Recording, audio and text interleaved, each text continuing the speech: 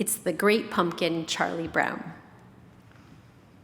Every fall, the leaves on the trees turn brown and fall off the branches. Pumpkins grow big and plump in their patches. The air grows cooler, and people start to think about their Halloween costumes. And every fall, Linus writes a very important letter. Dear Great Pumpkin, Linus writes, I'm looking forward to your arrival on Halloween night. I hope you will bring me lots of presents. Who are you writing to? Asks Charlie Brown. The Great Pumpkin, Linus replies. On Halloween night, the Great Pumpkin rises out of the pumpkin patch and flies through the air with his bag of toys for all the children.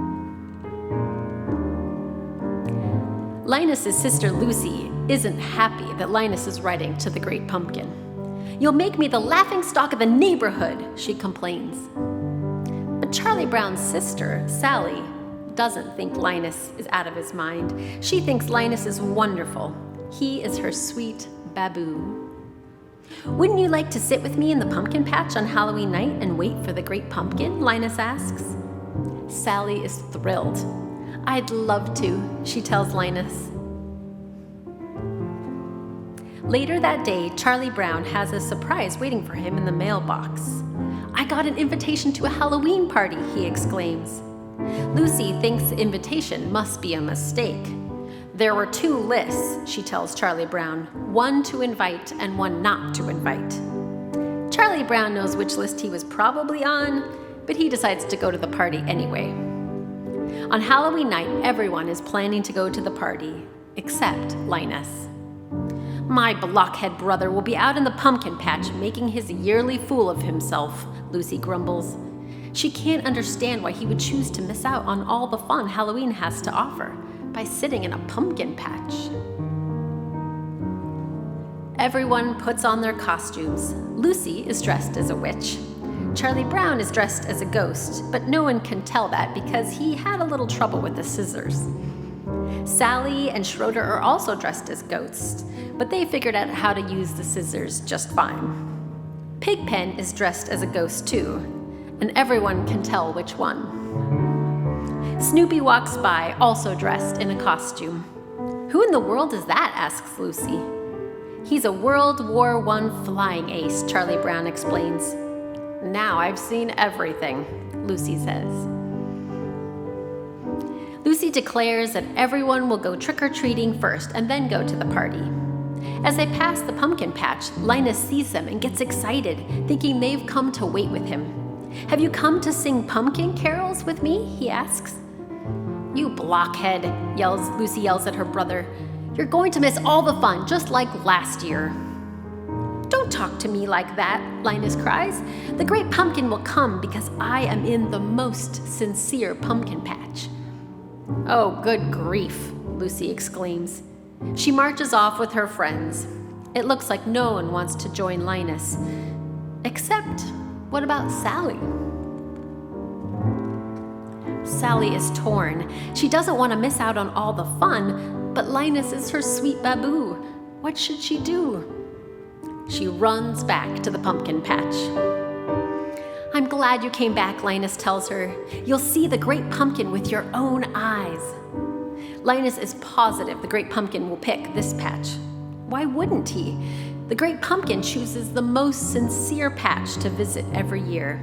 And how could a pumpkin patch be more sincere than this one? Sally hopes Linus is right. Meanwhile, the rest of the kids go trick-or-treating. Trick or treats, money or eats, they yell at the first door. Everyone compares what they got. I got 5 pieces of candy, brags Lucy. I got a chocolate bar, exclaims Patty. I got a quarter, says Violet happily. I got a rock, says Charlie Brown sadly. And that happens at every door. All the kids get wonderful treats, and Charlie Brown gets rocks.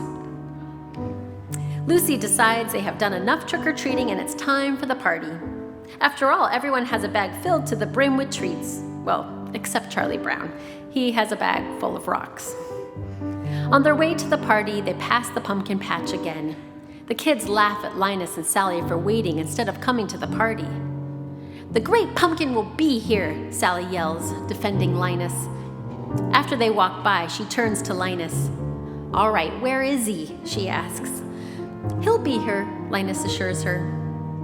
"I hope so," says Sally. "Think of all the fun we're missing." And the Halloween party is a lot of fun, for everyone except Charlie Brown. At first, Charlie Brown thinks his night is looking up when they ask him to model for the jack-o'-lantern. It sounds like an honor, until he realizes that being the model means having Violet draw a pumpkin face on the back of his head. Meanwhile, in the pumpkin patch, Sally is growing tired of waiting for the great pumpkin. "If anyone had told me I'd be waiting in a pumpkin patch on Halloween night, I never would have believed them," she complains. Then she and Linus hear a rumbling noise. They see a shadow emerging from the pumpkin patch. "It's the great pumpkin rising out of the pumpkin patch," Linus yells. He's so excited that he faints. But it isn't the great pumpkin after all.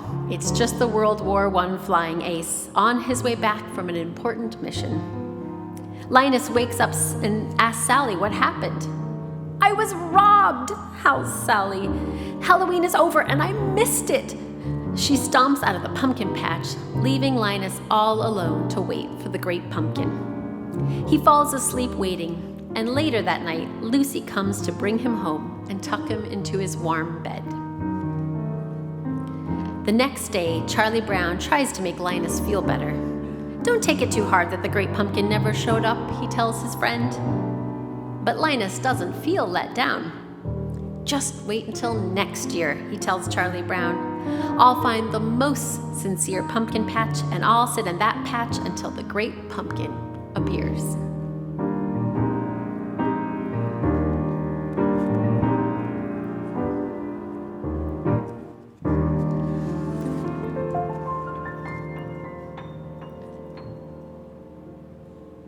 The end.